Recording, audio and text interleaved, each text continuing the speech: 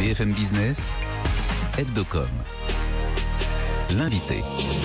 L'invité de la semaine, c'est Walé Badamossi Oyekami. Bonjour, vous êtes le fondateur et président de l'agence Derwin, agence fondée en 2011. Qu'est-ce qui différencie votre agence des autres? Le positionnement. On est vraiment centré sur l'entertainment, c'est ce qui nous passionne, c'est ce qui nous caractérise. On a démarré cette aventure-là il y a 7 ans en travaillant essentiellement au démarrage pour des clients de l'entertainment, SVOD, télévision, cinéma, jeux vidéo, sport. Aujourd'hui, on est en train d'élargir le périmètre, mais c'est vraiment cette croyance en la capacité de l'entertainment à générer des résultats business pertinents pour les marques qui nous caractérisent. Alors, vous êtes parmi les web-séries, les publicités les plus vues d'ailleurs sur YouTube pour l'année 2017 avec l'un des épisodes de votre web-série Babybel. Comment est-ce que vous expliquez le succès de cette série? D'ailleurs, je crois que c'est la deuxième saison déjà. C'est la deuxième saison et ce dont on est ravi, c'est qu'on est la publicité de 2017 la plus populaire sur YouTube. Et vous en avez même une deuxième dans le classement.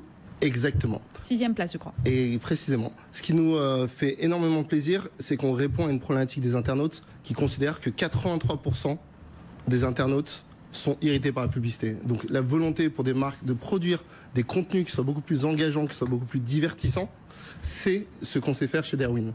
Et la preuve est apportée par ce classement édité par YouTube dont on est très très fiers. Surtout que c'est des pubs qui ont été regardées en majorité en entier, ce qui est assez rare sur le web. Alors, vous avez aussi engagé un auteur pour enfants pour écrire les textes. C'est ça la clé du succès?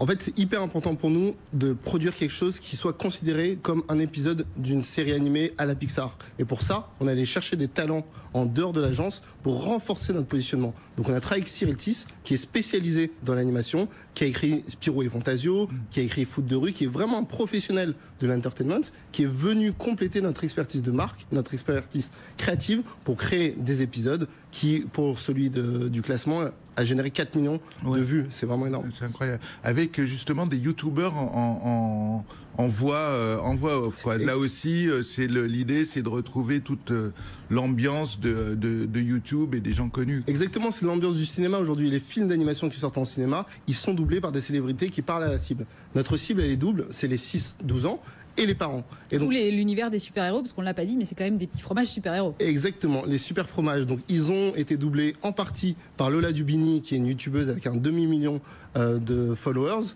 et par Amixem aussi, qui ont participé à l'aventure. On est très contents parce qu'on a fonctionné sur un mode de test and learn avec les équipes de Bell, et c'est un test qui s'est avéré extrêmement positif. Non mais en plus ça va vachement plus loin, parce que je vois que le personnage Super Cheese est installé comme la 3e mascotte la plus connue des enfants. Ça veut dire que le brand content, c'est efficace, ça paye aujourd'hui encore? On considère qu'en fait créer un lien émotionnel avec une marque, quand c'est cohérent, ça a énormément de sens.